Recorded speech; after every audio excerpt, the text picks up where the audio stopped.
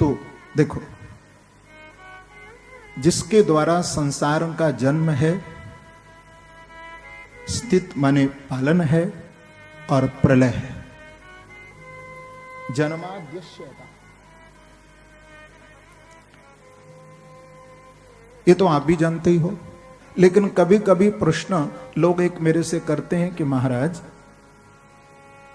इसमें ईश्वर क्या करता है? जीव के द्वारा जीव की उत्पत्ति हो रही है, इसमें ईश्वर का क्या लेना देना? रात दिन जीव के द्वारा ही जीव पैदा हो रहा है। लेकिन ध्यान देना, बहुत से लोग चाहते हैं कि हमारे बेटा हो जाए, बेटी हो जाए। किसी को बेटी की भी इच्छा होती है, किसी को पुत्र की भी इच्छा होती है, लेकिन चाहने से कुछ नहीं होता। न जाने कितने कितने मनोरथ हमारे मन में होते हैं, क्योंकि जीव की उत्पत्ति का कार्य भी भगवान के हाथ ही है।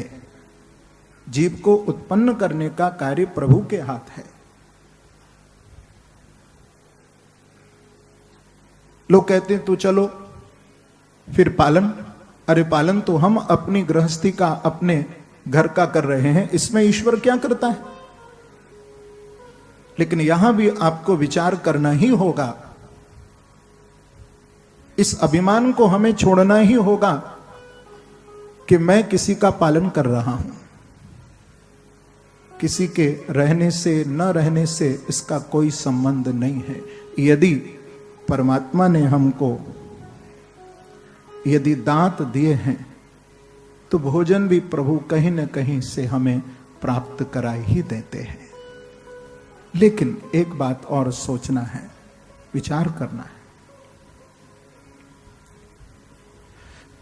जब बच्चे का जन्म होता है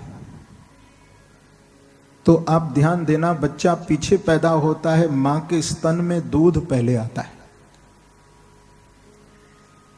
इतनी चिंता तो एक पिता को भी नहीं होती, एक मां को भी नहीं होती, जितनी चिंता कि हमारे बांके बिहारी हमारे लिए कर रहे हैं। सोचो सोचो, दूध पहले आ गया, यानी प्रभु ये बता रहे हैं कि मेरे द्वारा ही पालन है।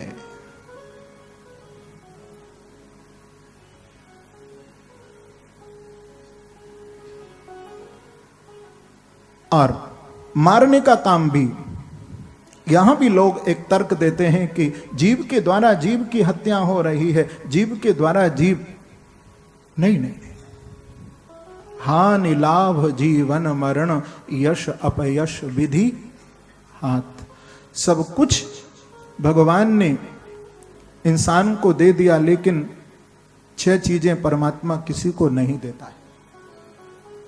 यह ध्यान रखना, हानि लाभ जीवन मरण यश और अपयश, ये किसी के हाथ परमात्मा ने नहीं दिया है। भगवान इंसान को ये चीज नहीं देते, भगवान कहते हैं तो मेरे हाथ है। तो जो संसार को बनाने वाला है, जो संसार को चला रहा है, तो उसको फिर मिटाने का भी तो अधिकार है ना। जो बना नहीं सकता वो यदि मिटाने की बात करे तो ये गलत है।